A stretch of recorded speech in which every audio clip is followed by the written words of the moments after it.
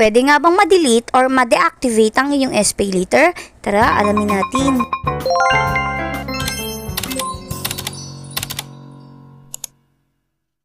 Siyempre, nung nagkaroon kayo ng SPayLater, ay agad-agad nyo itong inactivate. Dahil nga sa kagustuhan nyong makautang, ay inactivate nyo ito at nagkaroon na kayo agad-agad ng credit limit. Pero sa sobrang tagal nyo nang gumagamit ng SPayLater, ay naisipan nyo siyang i-activate. Dahil nga sa fully paid na kayo at ayaw nyo na siyang gamitin, kaya gusto nyo na siyang i-delete. Pero pwede nga bang ma-delete ang inyong SPayLater? Ang sagot dito ay hindi. Yes po, hindi talaga siya pwedeng ma-delete or mawala na. Once na ma-activate nyo na ito, ay hindi nyo na siya mabubura. So kahit tignan pa natin dito sa option ng SPayLater or sa settings, ay wala kayong makikitang option dito na delete your SPayLater or deactivate it.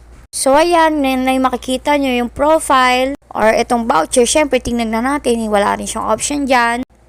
Tapos ayan yung frequently question lang yan, ask question or mga facts. Tapos ito naman yung isa yung terms and condition. Wala rin kayong makikitang option dyan na pwedeng nyo ba siyang i-delete or hindi. Kung meron na kayong SPayLater at hindi nyo pa ito na-activate, ay pwede nyo siyang hayaan lang at wag nyo siyang i-activate. Pero kung nag-decide kayo na i-activate ito at nag-decide din kayo na ayaw nyo na siyang gamitin, ay wala na rin kayong magagawa. Pwede nyo siyang hindi gamitin, hayaan nyo lang siya at huwag kayong mag-alala dahil hindi ito mababawasan or wala kayong babayaran na kahit anuman. Pero syempre kapag ginamit nyo yun is need nyo nga siyang bayaran.